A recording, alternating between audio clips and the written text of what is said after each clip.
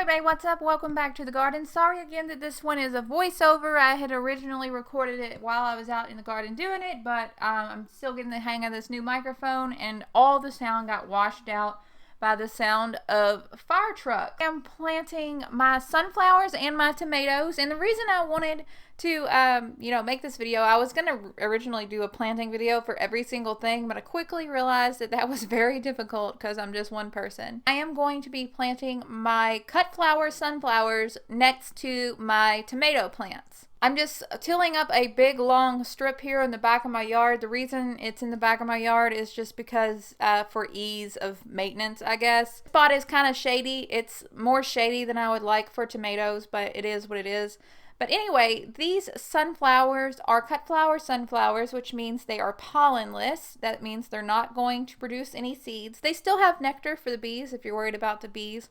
But the thing about these flowers, for cut flowers, these are the ProCut Brilliance and ProCut Gold series, are the varieties that I'm planting, is that these mature very fast. We will have cut sunflowers in as little as about 45 to 50 days.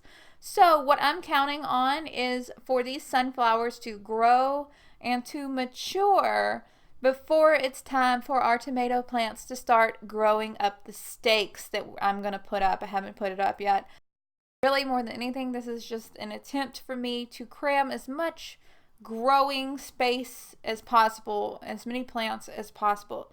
I should note before somebody else tells me in the comments below, sunflowers do exhibit some allelopathy.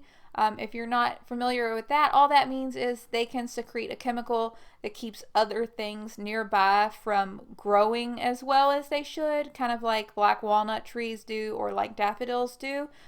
Sunflowers are able to do that a little bit, but it does affect different plants in different ways, so your guess is as good as mine in terms of how much these tomato plants will be affected. The good news is that these sunflowers will be removed very soon in the growing season if they do affect the tomato plants. So we're just going to have to play it by ear there. That's really about it for this video. I know some of these are really quick, but I do want to share it with you guys and kind of update what I'm doing. Hopefully we'll get all these plants in and get it mulched around nice, get our trellis up, and hopefully we'll have some really, really nice tomato vines this growing season, hopefully, if all goes well. I'm just going to cross my fingers and hope for the best. I hope you enjoyed this one. If you're new to the channel, be sure to hit subscribe. We're making new videos all the time. Sometimes they're short, sometimes they're a little bit long, and sometimes they're a little bit random. Who knows? I hope you guys are having an amazing day. Talk to y'all later. Bye, guys.